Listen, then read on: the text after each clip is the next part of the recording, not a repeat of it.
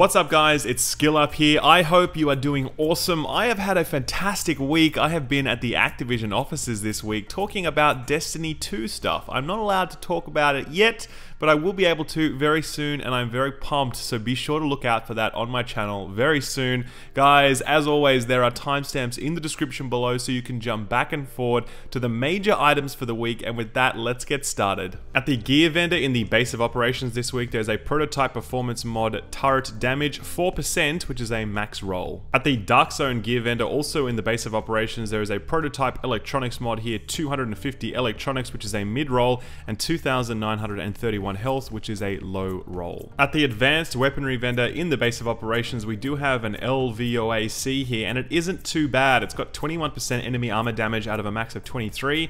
19k per bullet damage will be different for you because it scales on your firearms. However, I can tell you that this is a pretty strong roll. That's one of the better damage rolls that we've seen on a vendor LVOA-C to date. It's rolled competent, lovely talent, but watch out for that electronics requirement. It's got capable, which you certainly do not need. You would absolutely roll that one away. And it's got responsive, which increases your damage dealt when you're dealing damage within 10 meters.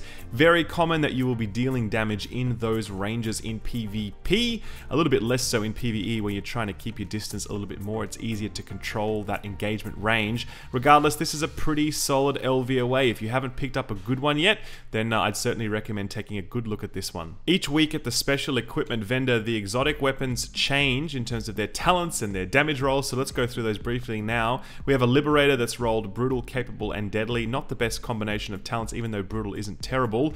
It's got 18% enemy armor damage though, which is very, very low. The Historian this week has trained, proficient, and history repeats. Trained and proficient don't really work with this, so give that a miss. This Pakhan isn't so bad. It's got 14% damage to targets out of cover. It's got deadly on it, which is not ideal, I don't think, because you're probably not stacking a lot of crit with a Pakhan. Destructive is great for PvE, and this is absolutely a PvE weapon, and obviously you have that Pakhan talent as well. This is pretty strong. I'd say take a look at it if your Pakhan isn't already good. The Centurion here has rolled with trained, skip, and finally this Cassidy has accurate, sustained, and boomstick, which again, nothing particularly great there. There's a PP19 here that's rolled predatory, deadly, and hurried. Deadly is great for an SMG, obviously, because it has that base crit chance.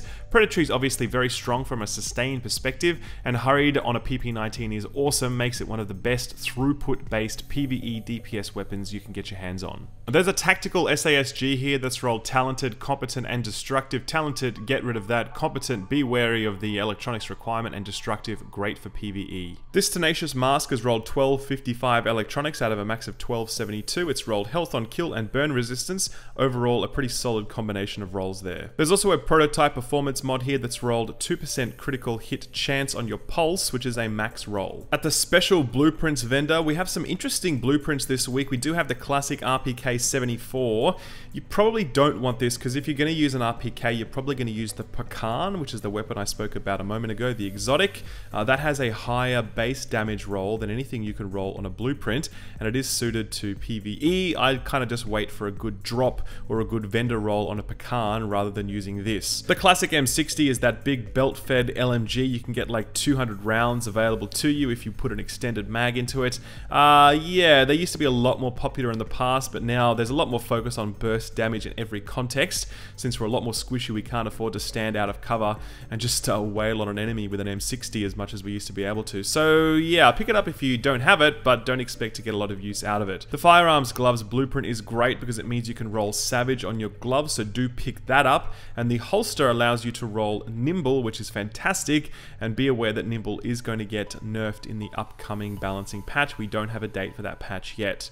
The best thing this week though is this Omega Rifle Suppressor Tan blueprint. This is the one that can roll triple damage. It can roll headshot damage, crit chance, and crit hit damage. This is the go-to suppressor. If you don't have this blueprint, I very strongly recommend picking it up. At the Autumn's Hope safe house, there is a stamina mod. It's rolled base stamina in a fairly low amount. You can see here it's 230, but it does have 3,156 skill power, which is quite a high roll. At the Dante's Run safe house, two things here worth talking about. The first is a Spec Ops holster that's rolled for Nimble. The rolls on firearms and electronics are quite low. It does have skill haste on it though, which I know is quite sought after at the moment. But yeah, you might want to have to change out this firearms or electronics roll.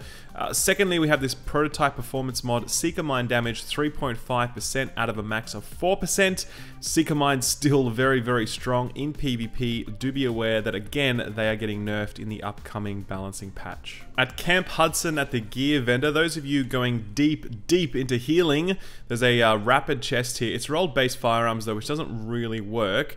But it does have rapid on it. It does have skill haste on it as well. It has this ammo capacity, which is nice. This exotic damage resilience will probably have to go for something else, depending on your setup. But yeah, overall, as I said, if you're healer focused, having rapid plus skill haste on your chest, very helpful. At the last call safe house, fairly strong extended mag roll here. It's got 110% mag size out of a max of 111% at the moment. That's going up in the next patch. There will be a higher cap in the future, but your existing extended mags won't be re-rolled, they will stay the same. However, this does have critical hit damage and critical hit chance, which are generally speaking the two stats you'd want on your extended mag. You may want rate of fire because you can get some, get some use out of that.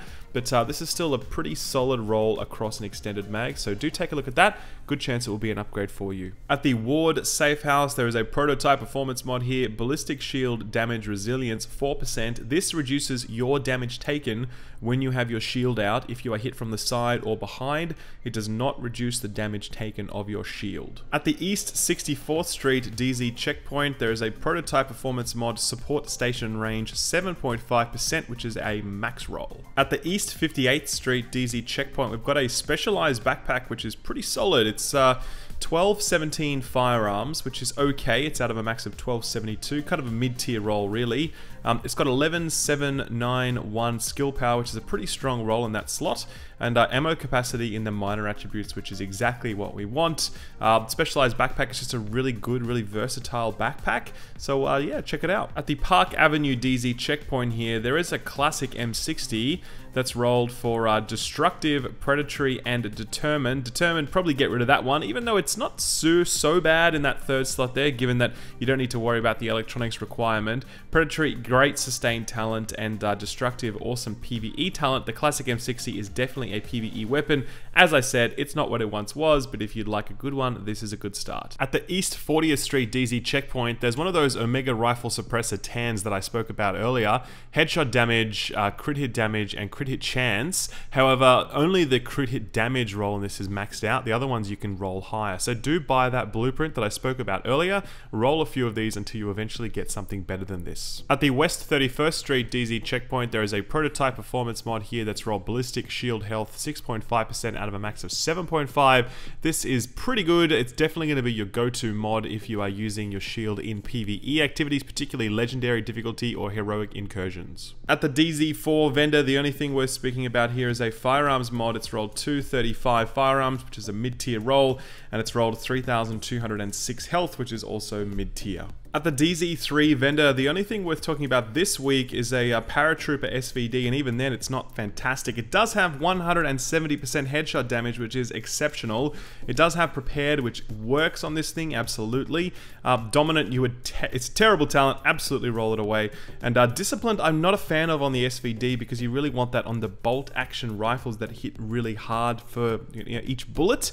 This one here is really about throughput. It's lots of bullets as opposed to big bullets, and so Discipline doesn't really synergize with it particularly well, even though it's the sort of it's the talent that was unique to it at the beginning. So anyway, look, it's okay. I'm not going to say this is a great roll, but I will say it's there for you if you want it. And that's it, guys. That's the weekly vendor reset for the week. I really hope you enjoyed it, and I hope you found something in there that you needed. I have received a very interesting survey from the division from Massive this week. A number of you would have received it as well, talking about potential other stuff that they might want to bring to the game. Stuff that was not listed in the initial Year 2 announcement. Very, very interesting stuff. I'm going to talk about that a little bit more later on, so do keep an eye out for that. But for now, guys, thank you very much for watching. Take good care, and I'll see you next time. Bye-bye.